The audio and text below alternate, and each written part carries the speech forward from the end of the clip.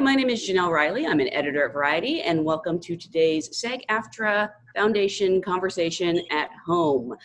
Today's guest has been seen on stage and screen. She currently plays Blanca on the hit FX show Pose.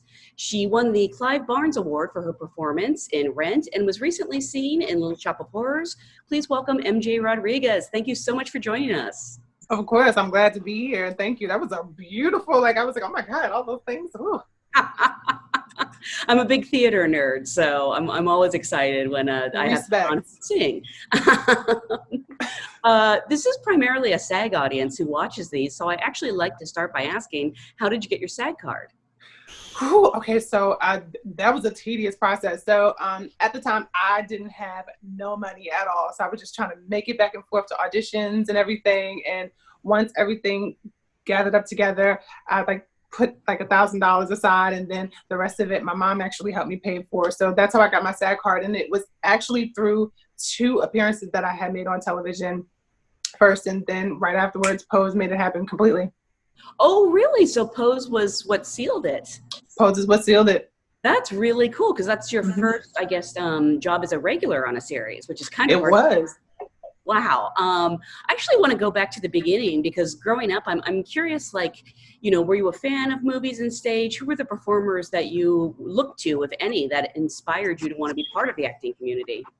I was a complete movie nerd.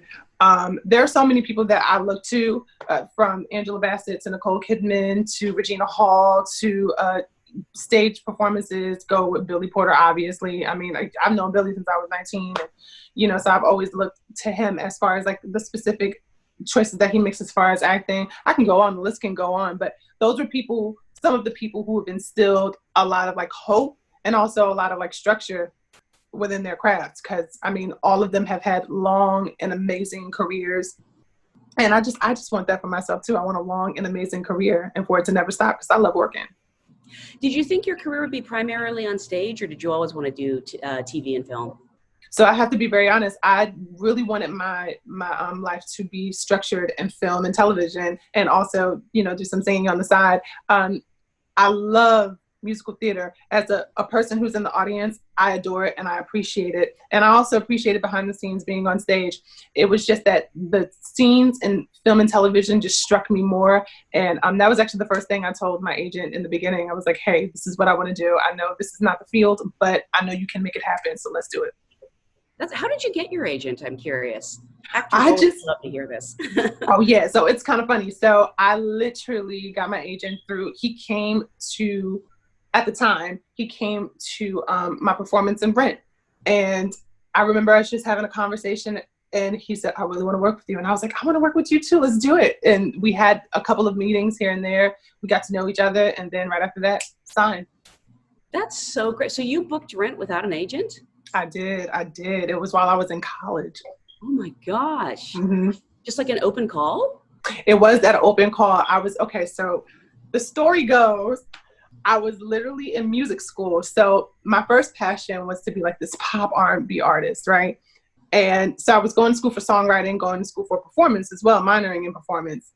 And the person I really have to give an ode to my life for actually getting this opportunity for me, I'm sure is Freddie Walker Brown. She's the one who really catapulted my career and making sure I was seen. And I went into the audition, Michael Greif, Jeffrey Seller, and just everyone, they were there. Everyone who had done the production before. And I remember going through 5 audition processes, and then at the end of the 5th one, which was a workshop, I got a call, I think either that day or the next day. And I was just about to go back to college to finish my finals for first semester. And I got the part, and it was life-changing. That's amazing. And I'm assuming that's where you first met Billy. That is where I first met Billy. He was actually associate director. Oh, that's right. He was. I totally forgot about that. He's director as well, because he does so many things. Yes. It's hard to keep track. Did he have anything to do with you ending up on Pose? I don't know about that as far as Billy and his infiltration as far as getting me on Pose. I think most of the work was done by myself, I have to say. Oh, of course. But yeah. It was a wonderful opportunity to see him in the audition room. He's like, "Girl, what you doing here?" And I was like, Chad, I'm trying to get a part just like you. And he was like, all right, well then let's get this together. I remember us clapping hands, and then I had to walk into the room, and didn't happen. How did you sort of become aware of the show and the role? And can you sort of take us through the process of landing the part? Yeah, so at first there was a breakdown. And I had paid attention to the breakdown, but there were a lot of insecurities for myself and what I saw myself as a person of color, what I saw myself as a woman of the trans experience and being a part of the LGBTQAI community. And I just like started beating myself down and like, oh God, I'm never going to get this. Like, this is not going to be an opportunity for me. Like, it may get cast by somebody who's not trans. And that was all in my head.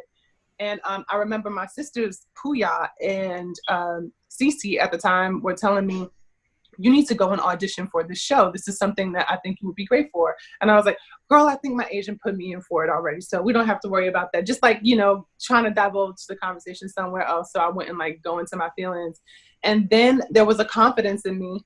I think my agents had sent me in already, but I hadn't heard anything. So I was just like, you know what, I'm just going to do it myself. I'm going to hit up Fox and, you know, all of them myself.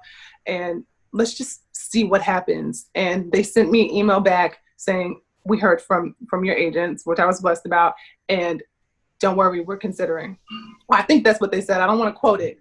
But after that, there were 2 weeks, I think, went by, and I was auditioning for a Broadway show, which I had actually landed at that time. And in the midst of almost getting into that Broadway show, they called me up and they were like, hey, well, actually, Ryan Murphy called me. Let's be real. He called me. Yeah. And it was the best thing ever. And I'm always going to say this story, probably to the death of me.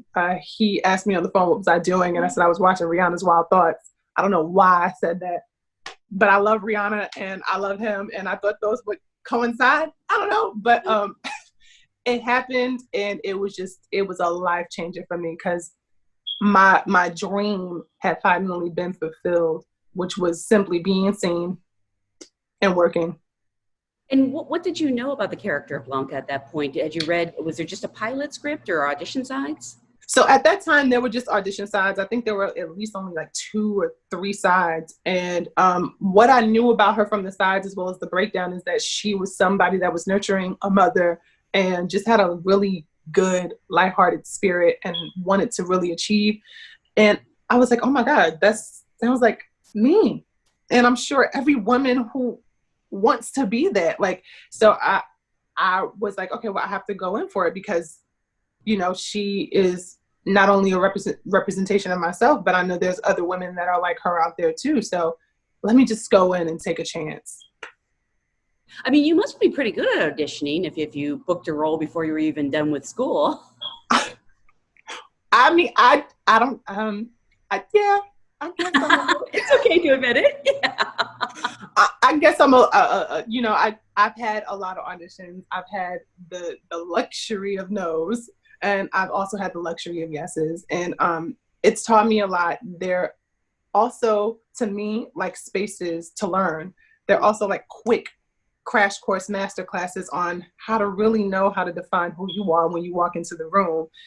Bring who you are, but also have the preparation, have the craft, and have the knowledge behind the character so that they all can mesh together. Yeah. I mean, I feel like it might take a while to sort of get that philosophy or get that knowledge, or were you always good from the start? Oh, snap. I had an understanding of me and what I had to offer every single time I went into the audition room. I was specific. I didn't know where to be placed. Very often no. And I just think that built me up. And going in, I've always been a confident individual. I've always stood firm in who I was and also stood firm for people who were like me. And I just took that with me. I don't know if that's considered good, if it's bad, if it's anything, but I know that it's just. Seems to be working out, so I think it's good. I hope. I was thinking it's interesting because in some ways you instantly related to this character, but on the other hand, you're preparing to be in a series set before you were even born. The first Right. one is in the 80s. I mean, what do you do research? Do you go back and watch 80s films or? So, I mean, I did a lot of research.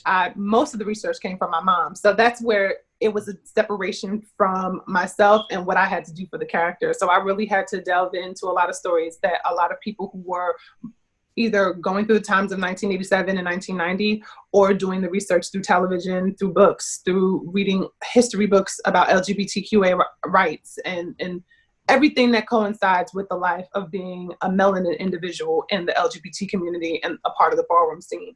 And the biggest source was my mother. I would go to her and ask her questions about what happened. And she would constantly tell me, which I've heard from many people in that time, you know, people were dying like flies. I hate that term, but it was a natural thing for them in that generation. And it pained me to know that.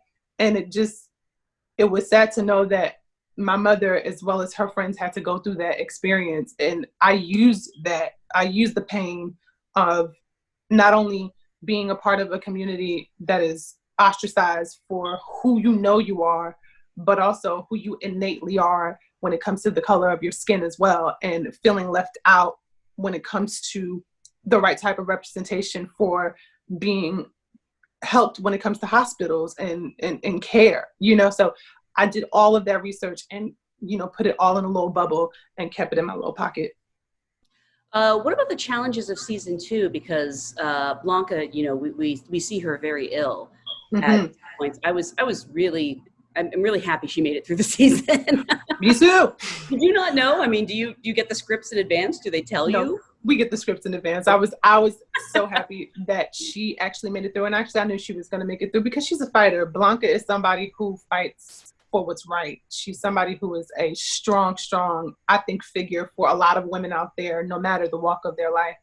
And that moment, though, when I did read it and I saw that she was going to possibly be in the position where she sees herself in her deathbed, it hurt my feelings, not to know that she was there, but to see her going through that, to see her starting from a great point of activism from the first episode to it transitioning to stress levels and going through all of that stuff and having a family fallout. And, you know, all of those things have an effect on your health.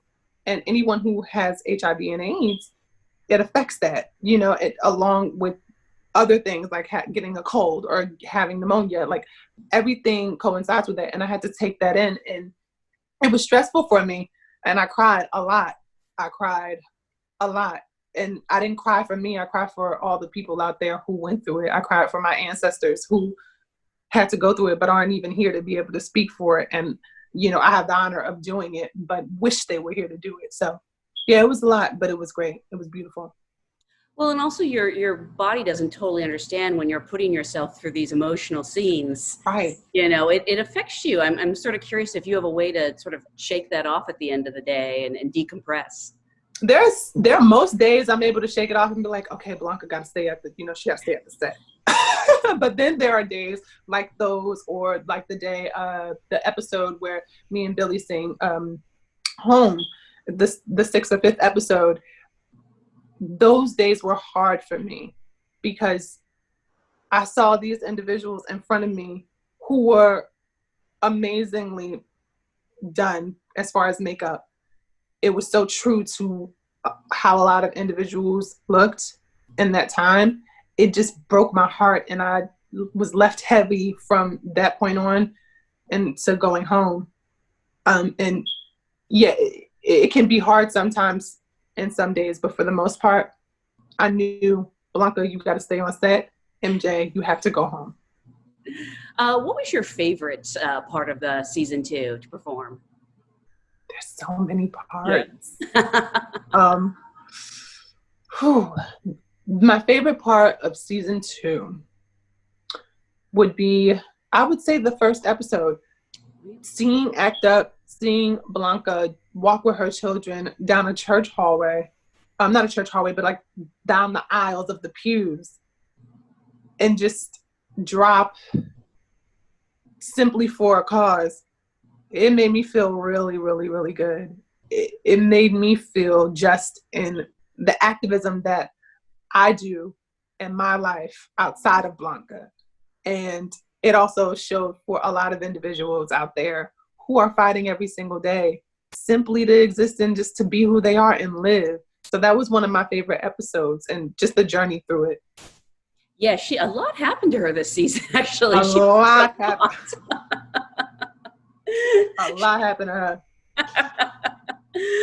Having done stage and screen, do you have a favorite medium? You said that, you imagined yourself, the dream job was film and television, but what do you like about being on stage versus, having a camera there?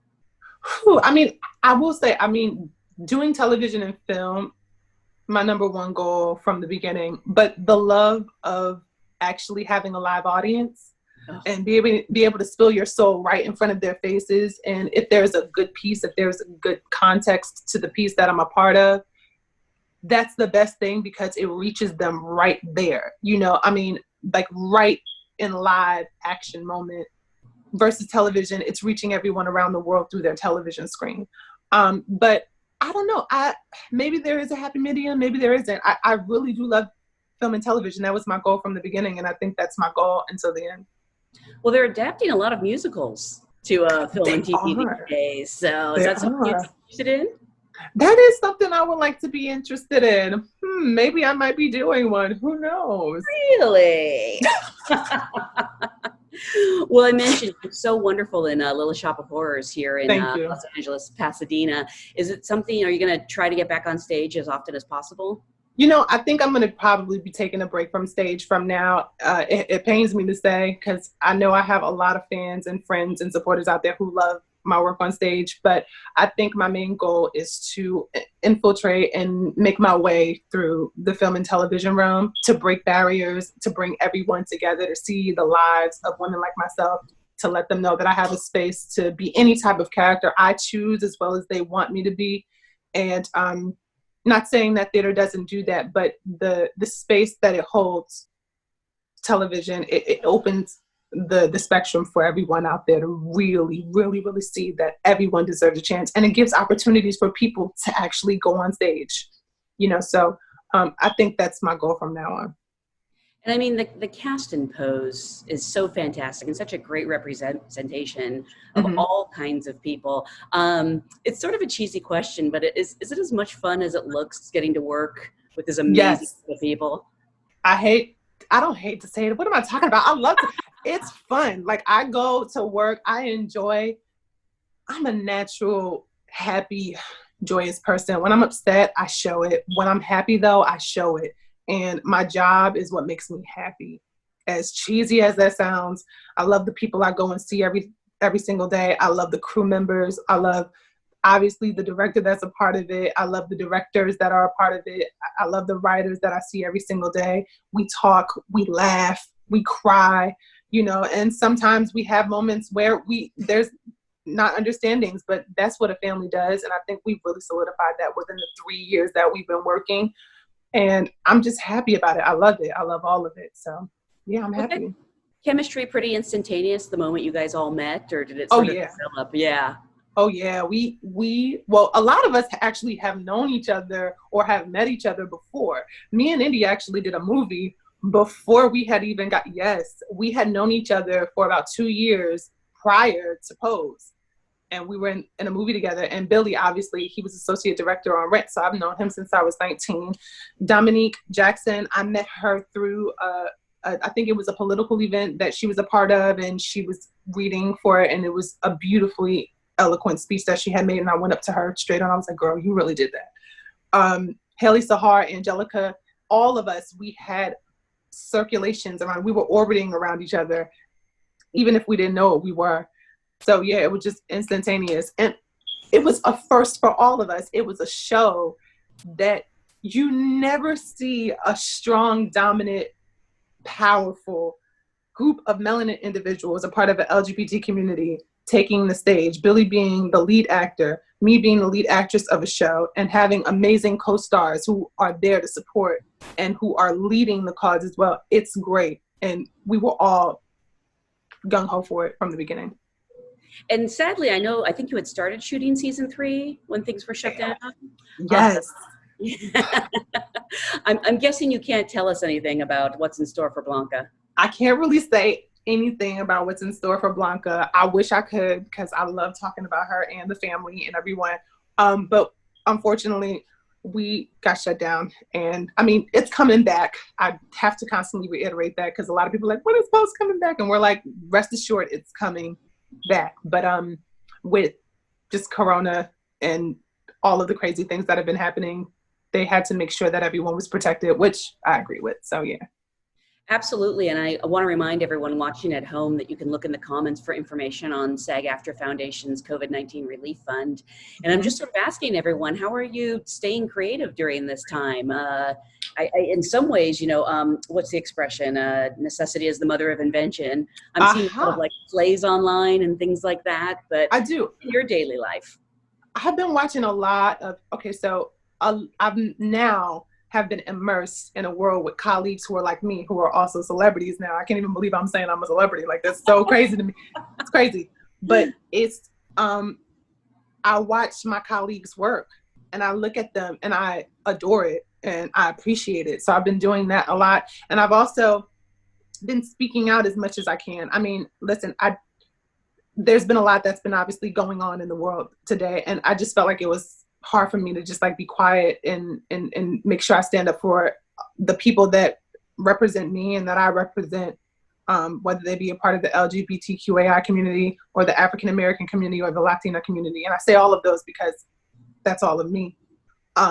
So those are the spaces that I make sure I'm creative with, and it keeps my mind flowing. It keeps me understanding about people of the world and how much I love people of the world, but how much so many people just don't see fit for me or others like me. And I think that's what steers me to creation, that steers me to draw. I'm a drawer. I like that as a hobby, and it makes me, when I'm angry, I go to the paper and I write or I put things down. I think those are the things that make me solidified and make me feel good, and also make me feel like I'm doing something right. And I have to imagine with a show like Pose and a character like this, people love the show, but it probably really hits them on a really personal level as well. And when they see you, I'm guessing they really want to share stories with you. Yeah, you want to know something? It's a lot of people, especially ballroom kids, like ballroom children. They never expected for a show about the culture to be on television, on mainstream television, and for it to go mainstream. And a lot of them have come to me and have said, you remind me of my mother who raised me when I was in the House of LaBeija, or you remind me of my mother that passed away. It's so validating to hear those things. And it also feels good. Us as people who work on the screen, we love to hear those things so we can actually keep doing the job and try to get better at it while we're doing it. So it's wonderful. I know, like I said, Blanca went through a lot this season, but at the same time, I have to think, there are some characters you play and they can wear on you. But somebody like this who's so joyous and full of life, I bet she's fun to play, to be in her shoes. She is. She's really fun to play and just like dive into her. When I get the scripts, I'm like, oh, Blanca, girl, you gonna do that today? Okay. All right. Well, let's see how MJ can, dig into that and try to, it's so great to just play into what she's going through, and through the ups and the downs. It's a tremendous joy. And I think it speaks to a lot of things that are prominent today too, which is baffling to me. It ties to today. So it's a great way to not only play, but also be education, to educate others and knowledge about, if this isn't fixed even within this time, then it won't be fixed in the near future. You have to have somebody to speak out. You have to have someone be the voice of love, compassion, inspiration, soul, heart, and just power and truth. And I think that's what she is. And I hope, I'm a little bit of that too. I like to think I am, but there's always work to be done as humans. Absolutely. I cannot wait for you guys to come back when you're ready to come back safely. Right. I congratulate you on a fantastic season. I want to thank you so much for being here with us today. And thank you for having me. I'm so happy.